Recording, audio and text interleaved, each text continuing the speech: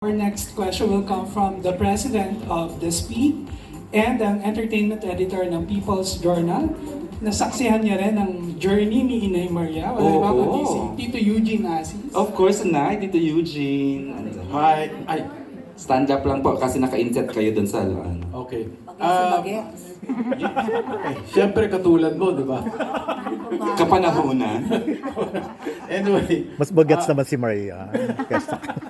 Anyway, magandang hapon, Maricel. Nice to see you again after hindi naman long time, pero talagang nagtutuwa kami pag oras na nakikita ka namin. Anyway, yung bang ngayon, yung ginagawa mo ngayon, para sa iyo ba, work ba ito or passion pa rin? Passion. Gusto ko yung ginagawa ko at saka masaya ako. Yung importante yun. Kasi pag hindi ko yung naramdaman, uwi na tayo. Uwi na tayo. Ayoko to, hindi ako masaya dito. Gusto ko masaya ako. Okay. Is that it? Okay, anyway. Doon naman, parang magbe-base lang ako dun sa title na Pira-Pirasong Paraiso. Para sa iyo, ano yung mga pira-pirasong paraiso sa buhay mo ngayon? Ang mga pira-pirasong. Ay, hindi yung dalawang anak kong gwapo. Yan ang mga pira-pirasong kong paraiso. Sila. Tsaka yung mga dogs ko. Si Lola, si Bella, si Mira. Paki-describe naman yung ganong happiness. How do you get happiness from your children and your dogs? Alam mo, kasi pag may edad na tayo, syempre gusto natin yung mga anak natin malapit sa atin, di ba?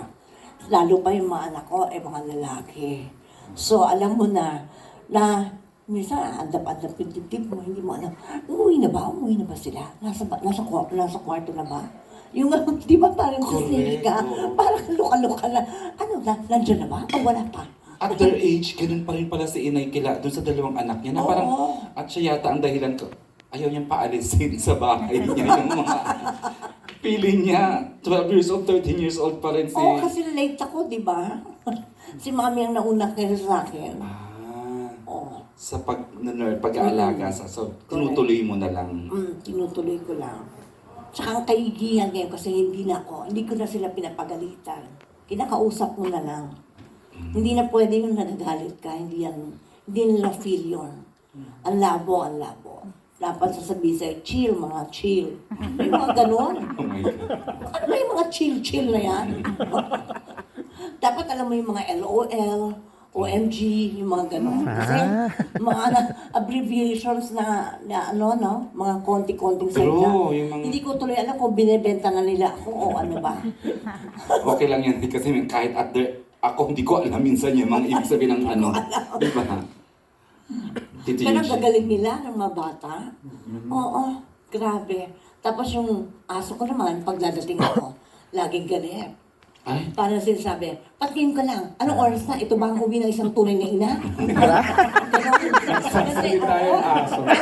Kasi binabato sa akin yung mga stuffed toy. Pinahiyan niya sa akin.